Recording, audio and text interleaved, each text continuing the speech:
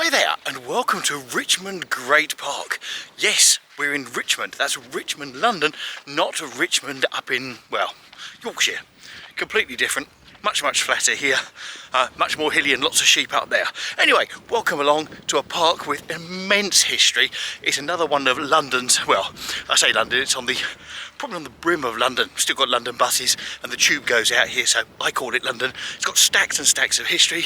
So enjoy the video and we'll share it and some of the amazing sights with you here in this video. He's so right, folks. He's in a fantastic park. So this is the largest of London's royal parks, and it's of national and international importance for wildlife conservation. Now, the whole park was created by Charles I in the 17th century as a deer park, and now it's a national nature reserve, a site of special scientific interest and a special area of conservation as well. And it's also hilly in places. Yes, I might have lied beforehand. There's a big hill when you get there, or get to one part of it. Anyway, there's a particular reason for that, because we're going up King Henry's Mound. And we'll tell you a bit more about that in just a couple of seconds. But the park itself is massive, and we're going to give you a flavour today of some of the places you can go and some of the things you can see when you're here at the park. Yes, here you've got Pembroke Lodge, you've got King Henry's Mound, and you've also got Poets Corner, and that's all in one tiny minute part of the park itself. Don't worry, we're going on a big walk today. So we're going to head up towards King Henry's Mound. Now, let me tell you about a rumour which is not substantiated, so it's not quite known if it's true or not, because there's no evidence to support it. But it's said that King Henry VIII stood on the mound, which we're about to go to watch for a sign from St Paul's that Anne Boleyn had been executed at the Tower of London, and that he was then free to marry Jane Seymour. Now, you're going to see why he stood here and looked towards St Paul's very, very shortly.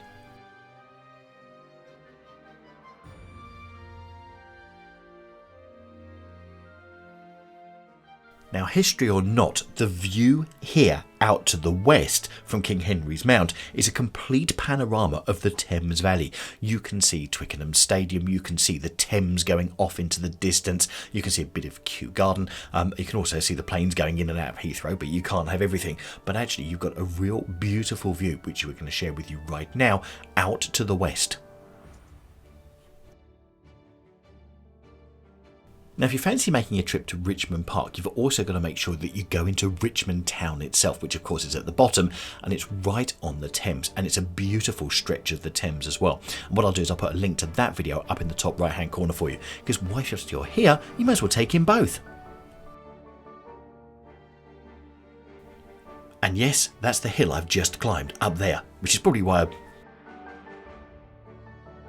Now, when you think of the royal parks in London, you always think of Hyde Park, Green Park, St James's Park, Regent's Park, but you never think of Richmond Park. And it's worth just coming here because the views from up here are not only incredible, but also the park is open at any time. It's always open, so you can come up here whenever you fancy and just look at that beautiful tree. Now, getting here is really quite easy because it's at the end of the district line. You've got Richmond. Now, it's a bit of a walk from there, but there are buses that go right round the outskirts of the park, so you just need to look that up. Your best bet is just to Google wherever you are to Richmond Park on Google Maps, and other map of things are available, and it will tell you more there how to get to it. And then right at the top of the mound you have this. This is The Seasons by James Thomson from 1727. And basically what it says is, "Heavens, what a goodly prospect spreads around of hills and dales and woods and lawns and spires and glittering towns and gilded streams, till all the stretching landscape into smoke decays." So there you go, that's a view from 1727 of what can be seen from the top here. Now, what I also love is you've got all these benches, and there's a plaque on each bench, and it tells you if you're sitting there where you're looking towards. So there you go, if you sit there, you're looking west towards Windsor, and then as you go round, it tells you where you're looking. Brilliant. Right, I love this hill because not only do you get really good views over the west, there's quite an incredible view to the east, which we're going to show you in a second, and there's a free telescope that they've put up here as well to show you until you can have a good look. There you go, there's the telescope. You don't need money, quite often you need money for that, but we're going to show you the view in just one second. But also it points out where different places are. So you've got Runnymede, there you go, Windsor Castle, you've also got Strawberry Hill, and it also tells you how far they are away as well. The good news is this is accessible and you don't have to come up the hill that I did to get here, right? There are other ways of coming up here if you need it with accessibility. Right, this is the bit we're interested in next. St Paul's Cathedral, 10 miles. Hence, that's why they think in urban myth that Henry VIII might have come here. Now the reason for that is if you look at this view, you'll see as you go past, you can see the white car going past, and beyond that there's like a corridor where you can see the sky and the trees have been kept back. And the reason for that, if you look through the telescope, you can see St Paul's Cathedral. Yes, you can see St Paul's. So it might be worth bringing a pair of binoculars up here, but you've got St Paul's Cathedral. Now this was a protected view until fairly recently. Now the protection lasted in place from when the dome was actually built at St Paul's by 1710, and it was protected until 2005, and it was meant to have a dome and a half of width of sky on either side of it, but it was turned over for building works, hence you've got a building behind St Paul's. At least you can still see St Paul's Cathedral, worth coming up for the view. Now I'm going to give you some of the scenery so you get a view for what Richmond Park looks like. But you've got to remember we're only 10 miles from St Paul's Cathedral. Yes, we are that close to central London. And to be quite honest, when I was walking this myself, I kept thinking I was sort of near the Pennines or something like that, out and about and going for a beautiful hike. Could be in the Cotswolds or something like that. But this is this close to London. So whilst you're taking this in, let me tell you about some of the history from the park. So in 1625, Charles I brought his court to Richmond Palace to escape an outbreak of the plague in London and turn the whole area on the hill above Richmond into a park for the hunting of red and fallow deer. It was originally referred to as the King's New Park to distinguish it from the existing park in Richmond, which is known as the Old Deer Park. Now in 1637 he appointed Jerome Watson, 2nd Earl of Portland, as keeper of the new park for life, with a fee of 12 old pence a day, pasture for 4 horses and the use of the brushwood. Later holders of that office were known as the Ranger, and Charles's decision, also in 1637, was to enclose the land, but it was not popular with the local residents, but he did allow pedestrians the right of way, so in other words he allowed footpaths to go through. And what I love here, breaking away from the history, is yes, we're again looking over the London skyline. That was the post office or the BT Tower. Here we're looking across the city of London, and you've just got all of those buildings, and once again it's a great reminder of how close we are to central London. Following Charles I's execution, the whole custodian of the park passed to the Corporation City of London, but it was returned to the restored monarch Charles II on his return to London in 1660. Now this is a tree right in the middle of the oak, and as you can see it's got a fence around it, and there's a reason for this. This tree, they believe, is 750 years old. Let's put that into context. They reckon it's from the 1200s. Which is absolutely incredible, and it sits here as one of the oldest trees and most impressive trees here in the Royal Park. It's quite easy to find, so just get a map out and you'll be able to find it, but whatever you do, make sure that you come and have a look at this. Just think of the history that this tree has seen. Absolutely incredible. 750 years old. Right, we're going to continue our walk. We're going to go between the ponds, and we're going to tell you more about that in just a couple of seconds. But let's carry on with the history. So in 1719, Caroline of Ansbach and her husband, the future George II, brought Richmond Lodge as a country residence. This building had first been used as a hunting lodge for James I in 1619, and had also been occupied by William III. So that really showing the royal connections with this park. And then in 1736, the Queen's Ride was cut through the existing woodland to create a grand avenue through the park. And also there was Bog Gate, and Queen's Gate was opened as a private entrance for Caroline to enter the park on her journeys between the White Lodge and Richmond Lodge. And there's a number of different gates, basically entry points, and very nice and regal entry points that you can go through to get into Richmond Park.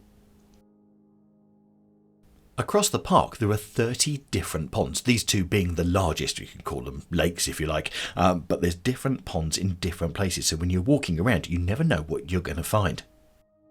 Now these ponds we're looking at here are the Pen Ponds, and these date back from 1746, which were used previously to rear carp for food, and they were used to drain boggy areas nearby, so lots of streams run into them, dropping their water into the ponds. Now, we've got a massive surprise in store for you if you haven't heard of Richmond Park or don't know about Richmond Park, and we're going to show and share that with you in just a couple of seconds. But I'd please just ask to remind yourself that we are really close to central London, okay? There's a tube station here, there's buses that go round, and St Paul's is only 10 miles away. We are not in the Highlands of Scotland, and there's a really good reason I say that, because those animals there that you've just seen, which we're going to have a close-up in just a second, you wouldn't expect to find in central London, especially near a car park where you've got a cafe, etc, etc. Yes, deer, and you've actually got stags there with their antlers. How majestic do these look?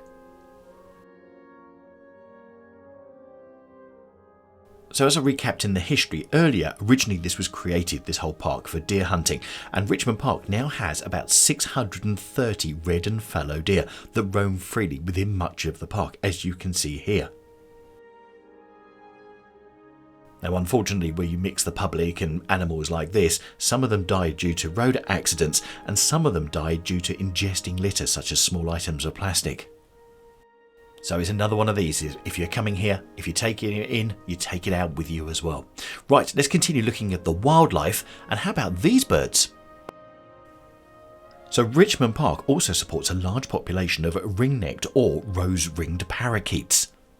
And that's what these green birds are, which is quite incredible, because also if you want to see parakeets, you can see them in central London at St James's Park.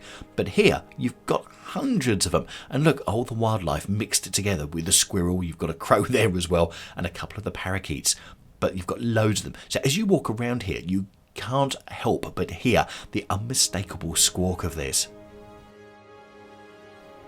So the incredible thing is you've got beautiful nature here, you've got history that goes back to way back when, and also you've got so much land that you can just walk around, and it's all open to the public. And the size of the place is 856 hectares, or which is 2,115 acres. Basically, it's massive. Now, we're having another scan round here, giving you a panoramic view of another part of Richmond Park. Now, the reason we're doing that is because these animals down here are more deer.